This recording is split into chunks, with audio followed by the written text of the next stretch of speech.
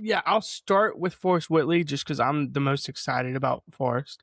Um, the slurve is going to bang, absolutely bang in NPB.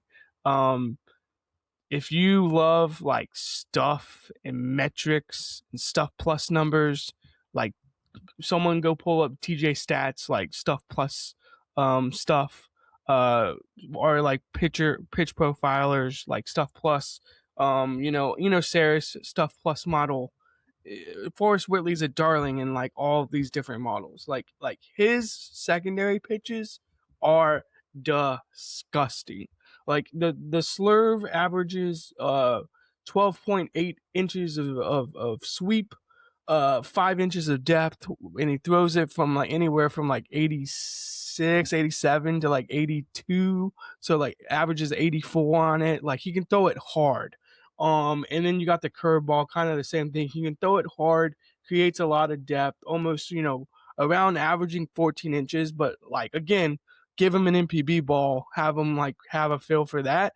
He starts ripping the crap out of it. Like, we're talking about like a curveball where you can get like series depth and still throw that pitch 83, 81 miles an hour. Like, I just don't think a lot of guys at NPB are going to see pitch shapes like this at this velocity. And I think that's the biggest thing about Forrest Whitley. It's like he creates like pretty ridiculous pitch shapes while sustaining velocity. And yeah, I just think he's gonna absolutely bang as long as he's healthy. Like that's really the only thing. As long as he's healthy, he's good to go. And I actually like the move from him in terms of like a career thing.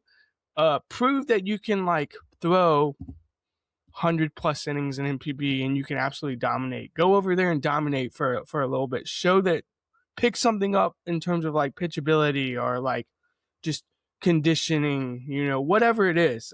Just pick something up and then come back and maybe at some point and see if you can succeed in MLB again. Because I don't think anyone would be like denying the arm talent of Forrest Whitley.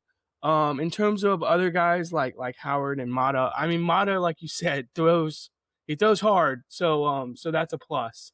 Yeah, in terms of like sustaining that velocity, you made a good point. Like a 12.2% walk rate in AAA last year, 16.9 K minus walk percentage, 62.9 strike percentage. Look, it's good. Like it's just, can he be in the zone enough to like succeed?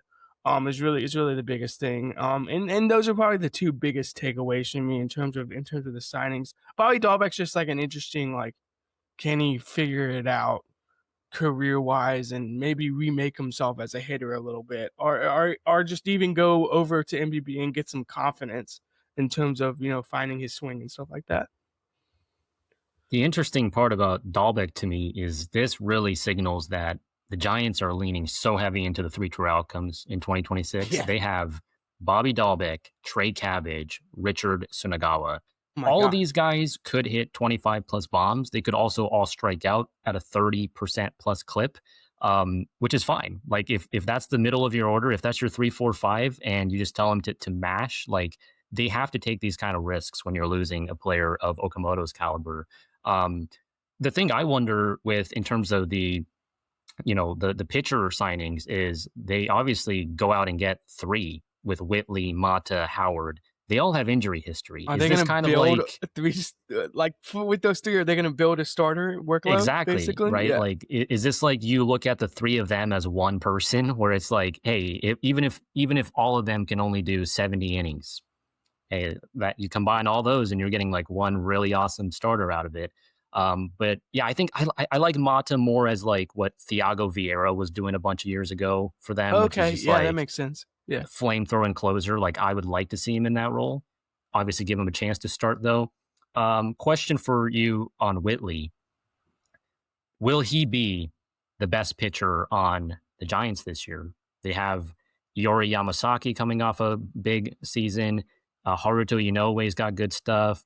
Shosei Togo, the former ace, could bounce back. Yuji Akahoshi is another good command and kind of good locations and sequencing type guy. There's like the Giants don't really have a true ace. Everyone's just kind of like, okay, they're solid. Will Whitley be the best out of the bunch?